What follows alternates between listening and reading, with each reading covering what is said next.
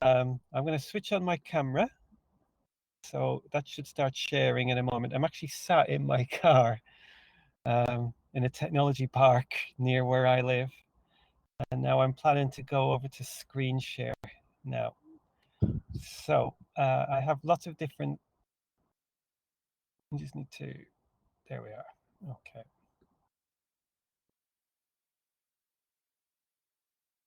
So as I'm sure many of us at the moment are trying to get a bit more used to working at home. And one of the things we're trying this afternoon is we're doing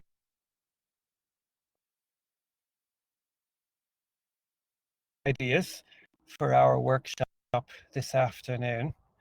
And it's really about how you might, if you've never used Scratch before, how you might start, or if there's somebody that is new to programming, you might decide that you're going to start them on Scratch, and whether that's a son, daughter, colleague, spouse, parent, or whatever.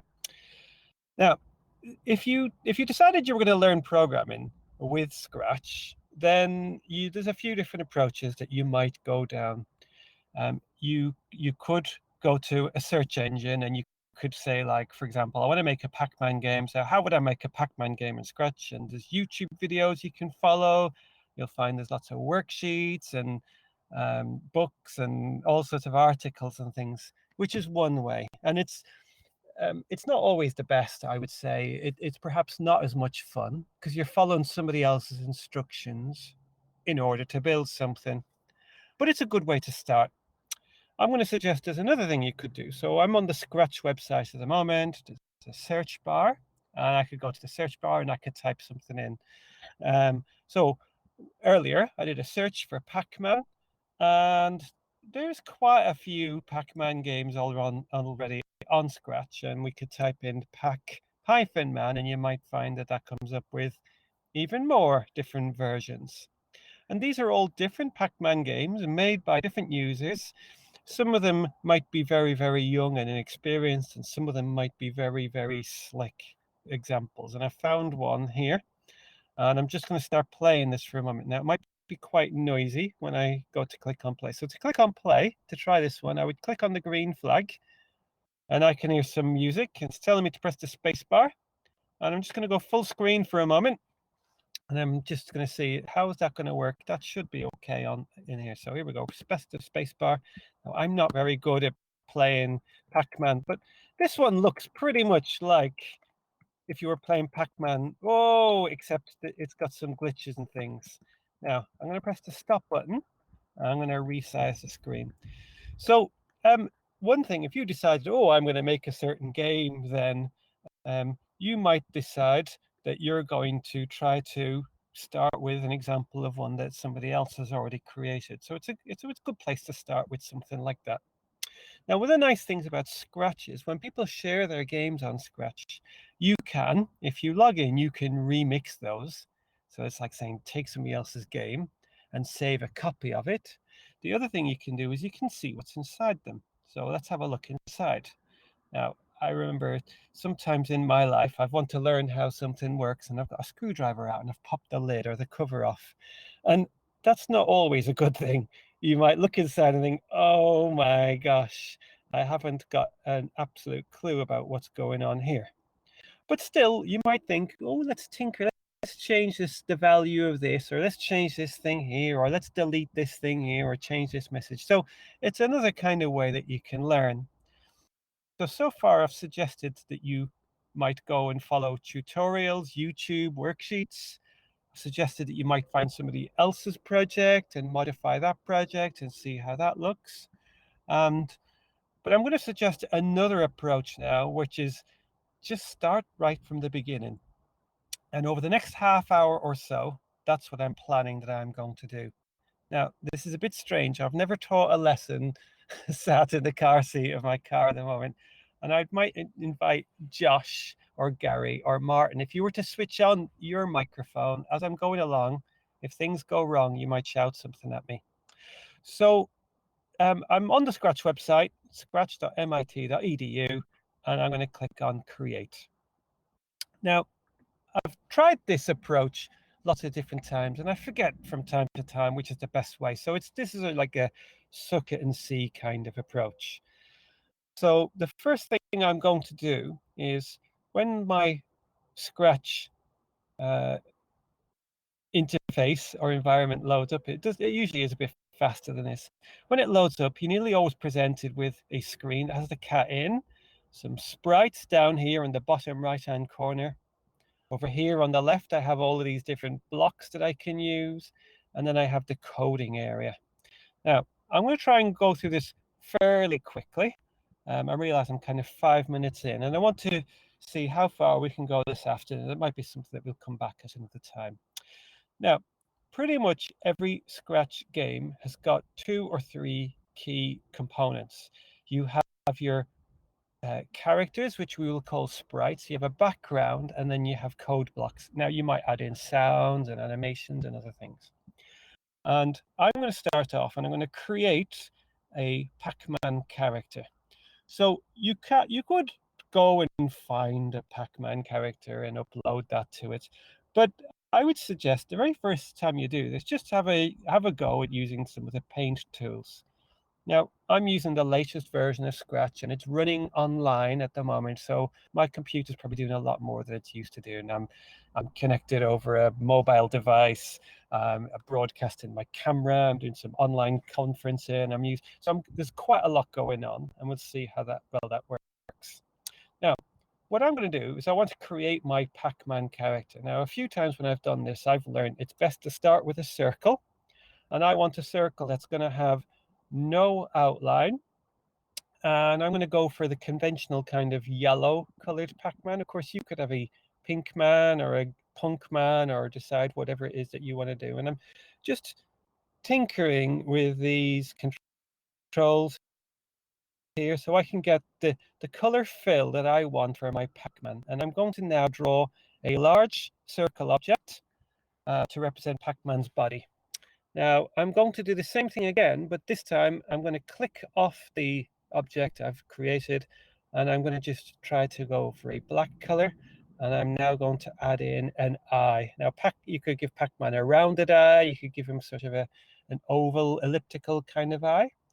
And now the next thing I'm going to do now is I'm going to give Pac-Man's a mouth that looks like it's open, and the simplest way often is just to use an eraser or a rubber, and I'm just going to rub out just a small amount of that. And when I let go, you can see that part has disappeared. Now I'm just going to take a peek back at the big blue button and see what's going on at the moment. Now, nobody's typing anything in the chat at the moment, so I presume you can all hear me, you can see everything. And if you can't, maybe somebody will message me or something. So I've created the first beginnings of my sprite. Now, I'm going to jump ahead just to another step. So one of the things that you might have noticed when we played one of the Pac-Man games before, the Pac-Man was animated when we were playing the game. It looked like Pac-Man was opening and closing his mouth. So I'm going to go back and I'm going to try to do something similar. Now, one really nice, easy way of doing that is just to duplicate a costume. Just shut the windows and the car's getting a bit breezy. And I'm going to, so here I can see my costume, and I'm going to do a right click on there and duplicate. And I'm just going to alter this costume slightly, and I'm going to use the eraser again, and I'm going to open Pac-Man's mouth just a little bit more. And I'm going to make the eraser a little bit larger so I can create a more dramatic open effect. And this time, now you could probably say I should maybe be moving his eye, because as his mouth opens, so is the position of his eye might move back further as well. So I've now got 2 costumes for my sprite, and as I alter between the 2, you can see we're kind of getting that effect that his mouth is opening and closing. Now, I'm going to go back to the code, and the first thing I'm going to do now, after having created that, is I'm going to have him scroll through his costumes. Now, in this newer version of Scratch, all of the icons, the different groups, you can just scroll through them, or you can click on certain blocks to get to where you want. Now, if I go to the looks palette, within there, I have a block that says next costume. Now, what I can do with this block, and I'm going to zoom in just to make it easier for you to see what I'm doing. Okay. I can go in even larger again. Okay. Now, if I double click on this block now, it should model or mimic what should happen. So if I click on double that. Okay. So maybe I just need to click once. So I just click once. So a double click makes it do it twice. So there we are. Now, I would like to make it so it does this automatically. So I'm going to ask you if you've probably seen this kind of thing before. You've probably got your own ideas. I'm going to add 1 or 2 more blocks now so that when I click on the green flag, PacMan will automatically open and close his mouth in a smooth way. And I'm going to start that in about 1 minute. But if you're watching and we're recording this and anything you type will appear in the recording, could you now use your keyboard and type in 2, 3, or 4 blocks that you think you would use now so the PacMan automatically opens and closes his mouth in a smooth manner? And I'm just going to go and see that you are typing things. Yeah, and I can see you're doing that. Now, one of the things about Scratch is it's meant to be creative. It's a very nice creative computing tool. And you will invariably find that there is more than one way of making something happen in Scratch. So if I demonstrate how I would do it, it might be on another day I would do it very different. It might be that I've noticed something there called Mark. Mark might do it a different way. So there's no right and wrong way. I'm just showing you some different ways of doing it. So I'm going to go to the events menu, and in the events menu at the top, I have a block. Now,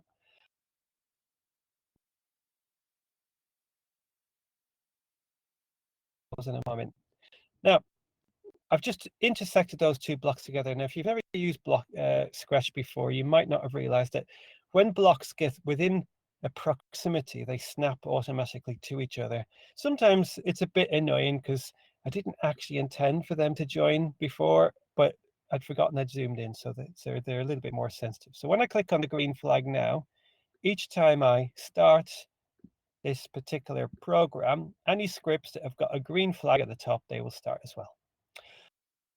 Now, if I wanted to do this in a smooth manner and do it automatically, so I don't have to keep clicking on the flag, and that's a bit of a tongue twister, you'll find if you scroll through, there are some control blocks that will allow you to do this in an automatic way. And forever is one way of doing that. Now, what will happen now? In fact, I could ask you, I could pause now and I could say, when I click on the green flag, what do you think will happen? And you might already have an answer in your head.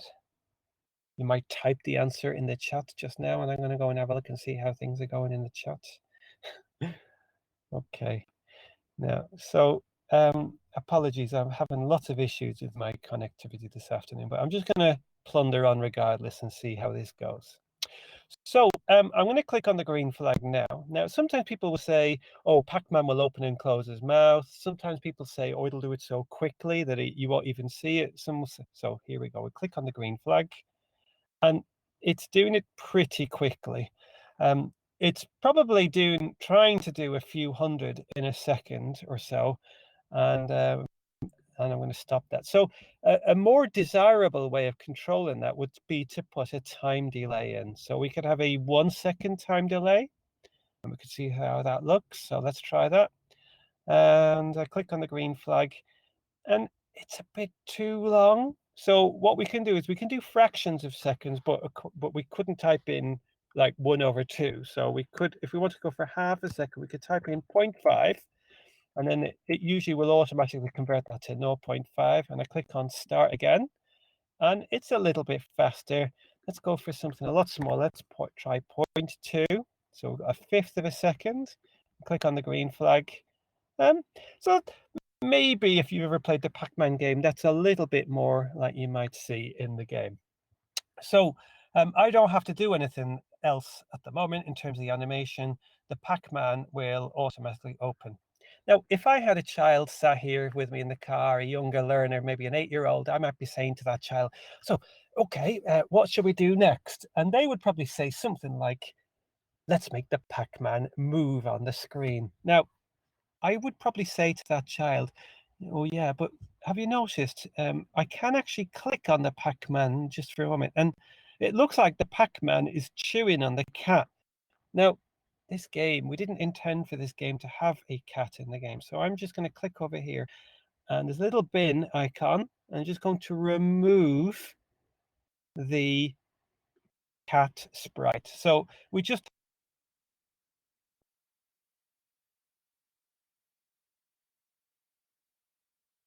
they've been patronized. You might say to them things like, oh, well, there's not really a lot of space for the Pac-Man to move around the screen. So should we look to shrink or reduce the size? Now in here, in this palette, I do, in this option here, I could now just type in the number 10, and that will give me a 10% size of the original, which is probably a little bit too small at the moment, but for the purpose of demonstration, I'm going to go for something like 20% for the moment. And also yellow doesn't work remarkably well on a white background. So maybe what we should be looking to do now is to change the background so it looks a bit like, if we go back and look at that Pac-Man game before, look, I mean, that looks, wow, we could probably spend the whole afternoon just making it look like that. So I'm going to go back to my game. Now, because I'm logged in at the moment, you might notice that every time I make certain changes, it automatically saves those. And at the moment, my game is called Untitled 5. I should probably call this something like Pac-Man 20Apr20 or something like that, so that later on I can share that with people. In fact, let me just do that. If I click share, oh, what's going on? I want to go back and work on it. But what I could do is I could copy a link to that now. Copy the link. And I could go over to my Big Blue Button software, and I could paste that link in to the public chat, and then people could, if they wanted, they could go and find my game, and they could like work on that themselves if they wanted. But really, I want to go back now and start working on my game. So, oh, now do I?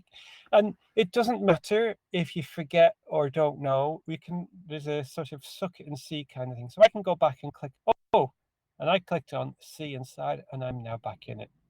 Now, in the new version of Scratch, so I'm saying new, this has been out for about it's about 6 to 7 months now. I think that this version has been available as it is. Something changed to do with the backgrounds and the wallpaper, and this catches me out a little bit. If you want to change the wallpaper or the background of Scratch, you have to do this thing with your mouse where you kind of slide everything over to the right. I'll just do that again. So with my mouse, I'm sliding everything. And have you noticed how the colors of the palettes have disappeared? So I'll just do it again, slide back. Oh, I actually have to come over here to do it. So look, I can see all the colors of the different palettes, and I've come over here, and that's just a bit new, and I'm only just about getting used to it. So I'm going to create a new backdrop. Now, these used to be called wallpapers and backgrounds and costumes. So to change the word in here. So I'm going to create a new backdrop, and just for the sake of simplicity at the moment, I'm just going to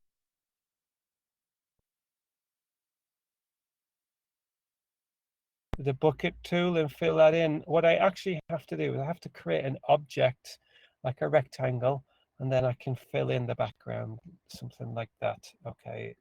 Oh, I didn't want that. So now it's starting to look a little bit more like I'd intended. So I'm going to now go back to my code. So now at this point, people will often say, oh my gosh, what's happened? All of my blocks have disappeared. And it might be worth noticing that over here it says you have stage selected. There are no motion blocks for this stage. I'm on the stage. So if I click on my sprite, there are my blocks there. So don't be alarmed if things seem to disappear. You've probably not deleted them. You've probably just gone to a different view. Now, the more you do things like this, the more you become familiar and used to these. Now, I'm just going to go and look at the chat. I'm not hearing anybody talking to me, so I will just carry on and hope that my internet connection is holding true. Now, in terms of movement, so I started this at about 3:40, this presentation, and my plan was to make it last for about half an hour. So I think I've got about 10 minutes. So I think over the next 10 minutes, I should be able to incorporate some kind of movement of Pac-Man about the screen, not when I click and drag on him with the mouse, but actually keyboard controls. And I'll probably just have time to add some other things. And it might be if we were doing a jam in the afternoon in a week or two's time, we could pick up the next stage of this. Now, so what I want to do is I'm going to create some keyboard controls to allow my PacMan to move. Now I'm just going to switch the whole program off for a moment. I'm going to click on the stop. So PacMan can rest easy with his mouth open.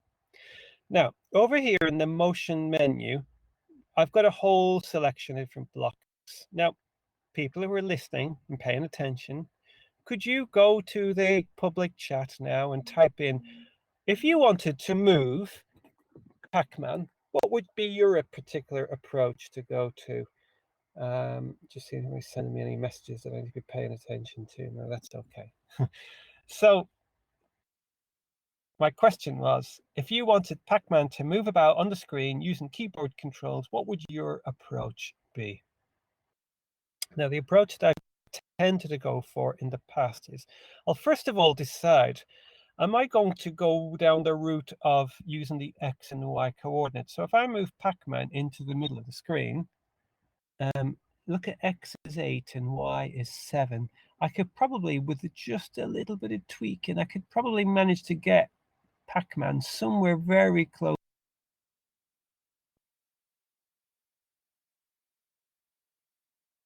Decide to tell PacMan at the very beginning of the game to go to a certain position. In fact, I could have that up here. That would work quite nicely.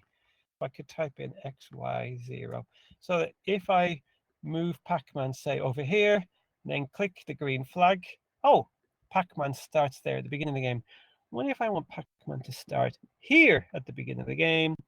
X minus 183, Y minus, so I'm going to just change that. So minus 183, whoop, too many, and Y minus 131. So if PacMan finishes the game over here and I click on the green flag, he starts there. So I want PacMan now, if I use keyboard controls, to move right and left. Now, I'm going to zoom out just a little bit because I'm going to add a few more blocks. Now, in the motion menu, I've got a few other options in terms.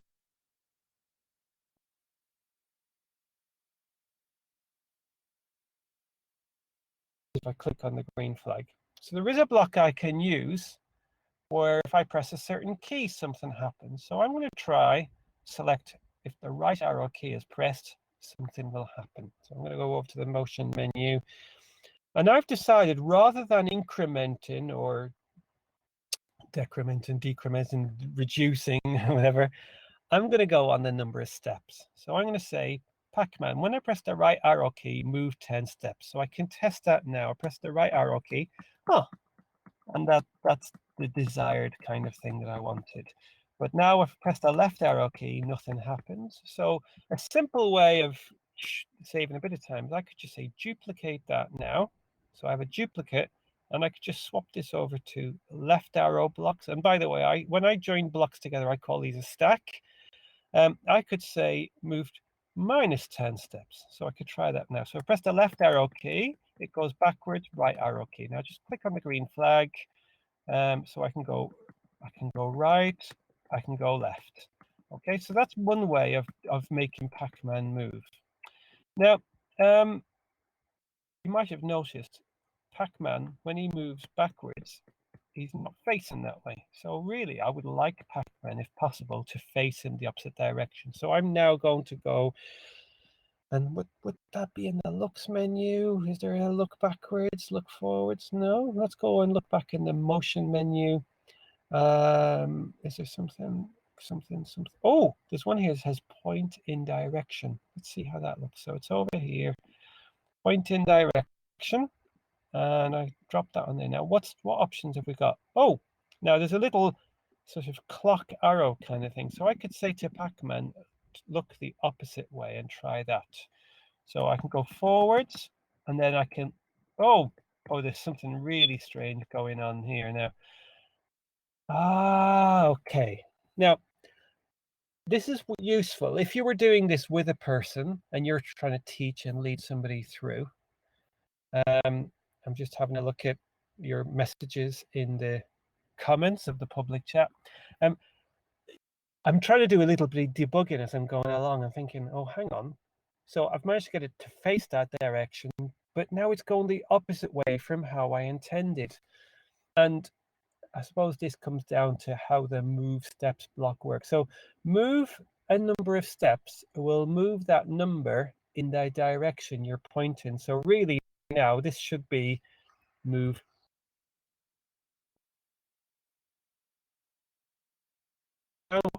And is now moving, but it looks upside down.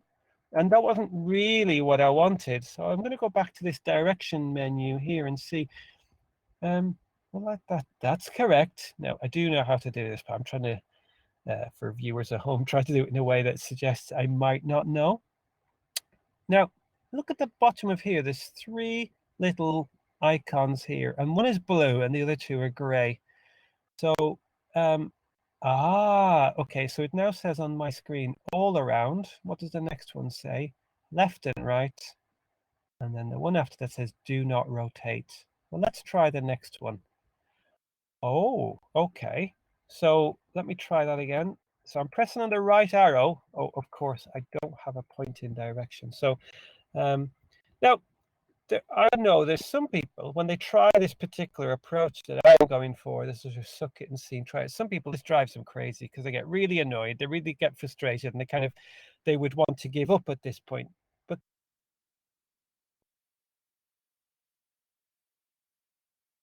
although the learning curve is extremely steep, you might find that actually when you do figure things out, you have these kind of aha moments that like yes, they're more of a eureka than an aha. So right arrow key, I'm tapping the right arrow key. Now I tap the left arrow key. And now I've managed to make the Pac-Man do something more like I would like it to do. Now, of course, if we go back and look at the versions of the Pac-Man game, there was one earlier, and if I just go full screen on this one now and click on the green flag and press the space bar again, watch, in this Pac-Man game, you only have to press the left arrow key once, the right arrow key, and Pac-Man automatically moves forward until, of course, he dies. I'm not very good at playing Pac-Man. So we could say that this Pac-Man here is not perfect yet, but it's different. It's better, perhaps, because it's a Pac-Man that we've built. Now, I'm planning to stop this presentation, this workshop, in the next 2 or 3 minutes, but I would like to ask people who are still watching and who haven't fallen asleep, if you had got to this stage yourself,